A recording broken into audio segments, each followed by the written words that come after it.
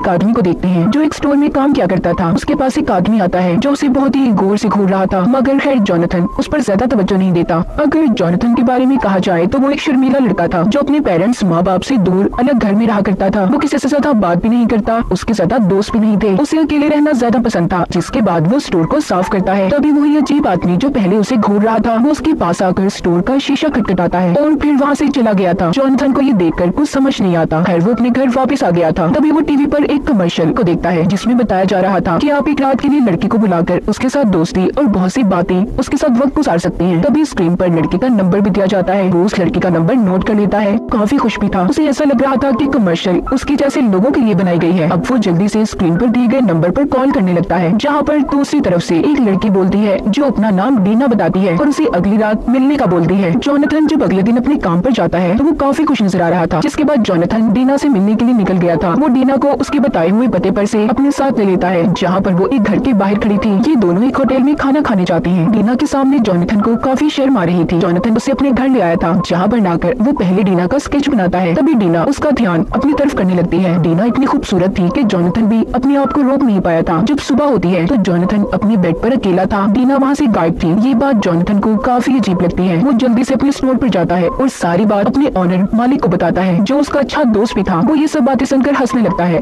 Jonathan उसको बताता है कि कल रात से मेरे जिस्म पर अजीब सी जलन हो रही है, मुझे कुछ समझ नहीं आ रहा कि आखिर मेरे साथ हुआ क्या है। उसका ऑनर कहता है, देखो मेरी बात मानो, तुम्हें डॉक्टर के पास जाना चाहिए, क्योंकि पता नहीं मुझे क्यों लगता है ये इन्फेक्शन आहिस्ता आहिस्ता तुम्हारे जिस्म में भी फैल सकता है। जोनाथन अपने डॉक्टर के पास आता है और खुद को चेक करवाता है। डॉक्टर उसके जिस्म के हिस्से का कुछ टेस्ट करते हैं जिधर इन्फेक्शन हुआ था और कहते हैं कि इसका रिजल्ट आने में 2 दिन लगेंगे, इतने तुम ये क्रीम लगाओ जिससे तुम्हें आराम आ जाएगा। जोनाथन हॉस्पिटल से बाहर आकर फिर से डीना को कॉल करने लगता है, मगर उसका नंबर बंद आ रहा था। वो उसके घर के पास जाता है, जहाँ पर से उसने डीना को अपनी गाड़ी के अंदर बिठाया था। उधर जाकर उसे ये पता चलता है कि ये तो डीना का घर था ही नहीं, क्योंकि वहाँ पर कोई और आदमी था। वो कहता है, ऐसा कैसे हो सकता है, कल रात ही तो मैंने यहाँ से डीना को लिया था। जोनाथन को उस आदमी की बात पर अभी भी यकीन नहीं आ रहा था, इसलिए वो खुद उसके घर के अंदर झांकने लगा था। तभी उस घर में उसे कुछ अजीब से लोग बैठे दिखाई देते हैं जो जोनाथन को घूर रहे थे। उन्हें देखकर वो काफी डर जाता है, इसीलिए वो अपने घर वापस आ गया था, जहाँ पर वो फिर से डीना को कॉल करने लगता है। इस बार डीना का नंबर एक आदमी ने उठाया था और कहता है कि किसी डीना का नंबर नहीं है और आइंदा यहाँ पर कॉल मत करना। इसके बाद जोनाथन ये फैसला करता है कि अब वो डीना को उसी होटल में ढूंढेगा जहाँ पर इन्होंने पिछली रात खाना खाया था। तभी जोनाथन ये नोटिस करता है कि वहाँ पर होटल में एक लड़की बैठी है जो काफी देर से उसे घूर रही है। कुछ देर के बाद जोनाथन को उसके ऑनर की कॉल आती है, जो कहता है कि तुम मुसीबत में फंसने वाले हो, इसलिए जल्दी से मेरे पास आ जाओ। जोनाथन बिना कुछ सोचे समझे उसके घर चला गया था, लेकिन उस ऑनर के घर में काफी सुनसानियत और हर तरफ अंधेरा होता है। जोनाथन उधर पहुंचकर घर में अपने ऑनर को आवाजें लगाने लगा था। तभी उसे एक कमरे से आवाज आती है जो उसके ऑनर की थी। वो कहता है, जोनाथन अंदर आ जाओ। जब वो अंदर जाता है तो एकदम से किसी ने उस पर हमला कर दिया था। जोनाथन भी बदले में उस पर हमला करता है और तभी उधर पुलिस भी आ गई थी, जो जोनाथन को पकड़कर अपने साथ ले जाती है इस जुर्म में कि उसने अपने ऑनर के घर में घुसकर उसे मारने की कोशिश की थी। उधर पुलिस स्टेशन में अब डॉक्टर भी आता है जिसने जोनाथन का टेस्ट किया था। वो बताती है कि तुम्हारे टेस्ट से हमें कुछ भी पता नहीं चला और साथ ही उसे जख्मी घायल उसकी ऑनर की तस्वीर भी दिखाई जाती है, जिसे देखकर जोनाथन कहता है कि ये सब मैंने नहीं किया।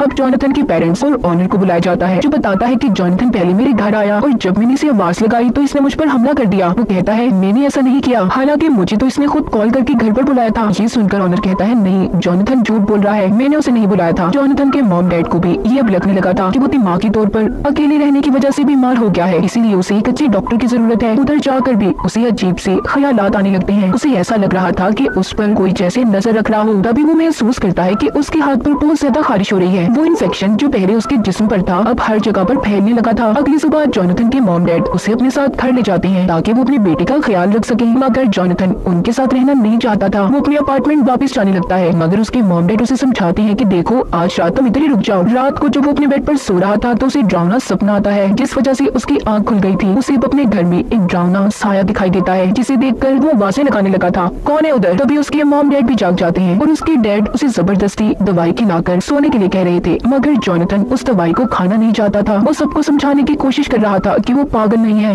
लेकिन तभी वो अपने डैड को एक मुक्का मारकर खिड़की के रास्ते से बाहर निकल गया था और भागकर जाने लगता है। मगर थोड़ी दूर जाने के बाद रास्ते में वो बेहोश हो गया था। वो भी एक साइकिल को चुराकर गैस स्टेशन पर पहुंच गया था, जहाँ पर वो एक लगे पोस्टर को देखता है जिसमें उसी लड़की की तस्वीर थी जो उसे होटल में बैठकर घूर रही थी। उस पोस्टर पर लिखा था, वो आत्माओं भूत प्रेत के बारे में जानती है, इसीलिए जोनाथन उस लगे पोस्टर को उतार लेता है और उस पर लिखे एड्रेस पर पहुँच गया था, जो एक होटल होता है। पर रिसेप्शनिस्ट लेडी बैठी थी। जॉनथन उसे पोस्टर दिखाकर उस लड़की के बारे में पूछता है और सब कुछ अपने बारे में बताता है। ये सुनकर वो उसे रिचुअल जादू की कुछ चीजें देती है और उसे उस लड़के का पता बताकर कहती है जो कुछ भी तुम्हारे साथ हो रहा है वो ही बता सकती है, तुम्हें उस लड़के से मिलना होगा। जॉनथन भी जल्दी से उस पते पर पहुंच गया था जहाँ पर बैठकर जब वो एक किताब को पढ़ता है जो उन्हीं चीजों में थी जो रिसेप्शनिस्ट लेडी ने इसे दी थी। तो उसे और हमें यहाँ पर पता चलता है कि जॉनथन के ऊपर विचेस चुड़ैलों का साया है। तभी वो टेल वाली लड़की भी वहाँ पर आ गई थी जो जॉनथन को देखकर बताती है कि तुम्हें एक लड़की ने पोजेस्ड अपने कंट्रोल में कर लिया है, तुम्हारे ऊपर काला जादू किया गया है। ये कुछ कल्ट के लोग हैं जो शैतान का साथ दे रहे हैं। वो किसी ऐसे इंसान को अपना शिकार बनाते हैं जो अकेला रहना पसंद करता है और तुम्हारे साथ भी ऐसा ही हुआ है। डीना नाम की लड़की ने तुम पर जादू किया है जिससे अब तुम्हारे जिस्म में एक ब्लैक स्ट्रिंग काला धागा बनने लगेगा और अगर तुमने उसे अपने जिस्म से खुद ना निकाला तो वो धागा खुद शैतान आकर निकालेगा और तुम्हें मार देगा। जॉनथन को भी उसकी बातों पर यकीन आ जाता है क्योंकि वो जो बता रही थी जॉनथन के साथ सब कुछ हो चुका था, इसीलिए वो उसे एक चाकू देती है। जॉनथन उस चाकू को अपनी बाजू पर मारता है और उस काले धागे को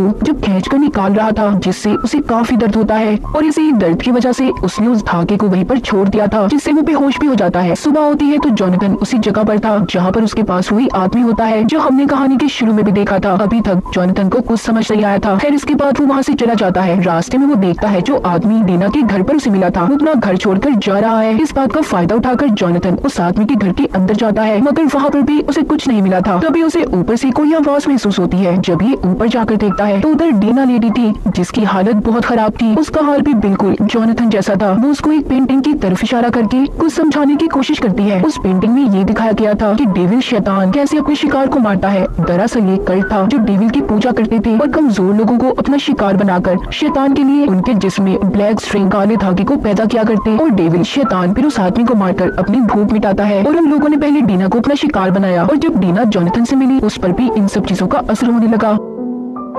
उस कल्ट के लोग घर में वापस आ गए हैं इसलिए वो अपने साथ एक चाकू लेकर वहाँ से भागने लगता है। वो लोग उसके सामने आ गए थे और उसे पकड़ने की कोशिश करते हैं मगर जॉनथन उनको चाकू दिखाकर अपनी साइकिल लेकर भाग जाता है। अब वो अपने ओनर के पास आ गया था और आकर उसे सारी सच्चाई बताता है जो सुनकर कहता है मुझे नहीं लगता जॉनथन तुम जो भी कह रहे हो सच है, तुम पागल हो गए हो। वो पुलिस को कॉल कर देता है। कुछ ही देर में पुलिस भी उसे पकड़ने आ गई थी। जॉनथन पुलिस वालों को भी पागलों की तरह सारी सच्चाई बताता है मगर कोई भी उसका यकीन करने को तैयार नहीं था। वो उसे अपने साथ ले गए थे। कुछ दिन के बाद जॉनथन को मेंटल असाइलम में शिफ्ट कर दिया जाता है क्योंकि सबको ये लगता था कि उसकी दिमागी हालत बिगड़ चुकी है। दिन ब दिन जॉनथन की हालत अब बिगड़ने लगी थी क्योंकि उसे अब पूरे हॉस्पिटल में ब्लैक स्ट्रिंग की एक चेन नजर आती थी। वो उसी को देखता हुआ एक कमरे में पहुंच जाता है जहाँ पर उसे एक आदमी दिखाई देता है जिसने ब्लैक कलर का हेड पहना हुआ था जो उसी कल्ट का मेंबर था और जॉनथन से कहता है कि तुम जल्दी हमारे शैतान के पास जाने वाले हो। ये सुनकर जॉनथन जोर जोर से चिल्लाने लगता है। जब हॉस्पिटल का एक आदमी उसके पास आता है तो वो देखता है उधर कोई भी नहीं था, सिर्फ जॉनथन ही था जो अकेला चिल्ला रहा था। वो जॉनथन को अपने साथ लेकर आराम करने का कहता है। जब कुछ देर के बाद हॉस्पिटल के सभी लोग अपने कामों में मसरूफ हो जाते हैं तो जॉनथन हॉस्पिटल से भागने की कोशिश करता है पर तभी हॉस्पिटल वालों ने उसे देख लिया था। वो उसे पकड़ लेते हैं और उसे एक इंजेक्शन लगाकर बेहोश कर देते हैं। जब उसे होश आता है तो अब उसके हाथ पांव बंधे हुए थे। तभी वो अपने पास आता हुआ डेविल शैतान को देखता है जो दिखने में काफी खौफनाक था। वो जॉनथन के ऊपर आकर उसके जिस्म से ब्लैक स्ट्रिंग को निकालने लगता है जिससे जॉनथन बहुत तड़प रहा था और ऐसे ही दर्द में तड़पते हुए उसकी मौत हो जाती है। जब सुबह को नर्स उसके कमरे में जाती है तो जॉनथन को मरा हुआ देखकर डर गई थी क्योंकि उसकी हालत बहुत बुरी थी। उसने चिल्लाकर सभी को वहाँ पर बुला लिया था। जॉनथन के हाथ में वही चाकू होता है जो उसे उस लड़की ने दिया था जिसने इसे डेविल शैतान की सच्चाई बताई थी और कल्ट के लोगों के बारे में बताया था। बेचारे का किसी ने यकीन नहीं किया और बेमौत मारा गया। फिर हमें इसी कहानी में एक और लड़की दिखाई जाती है जो रोड पर खड़ी लिफ्ट मांग रही थी। तभी हम गाड़ी के अंदर उसी कल्ट के लोगों को देखते हैं जिन्होंने डीना के घर पर भी कब्जा किया हुआ था। वो उस लड़की को गाड़ी में बिठाकर वहाँ से ले जाते हैं। इसका मतलब उन कल्ट के लोगों का अगला शिकार ये लड़की थी। फिल्म की कहानी भी यहीं पर खत्म हो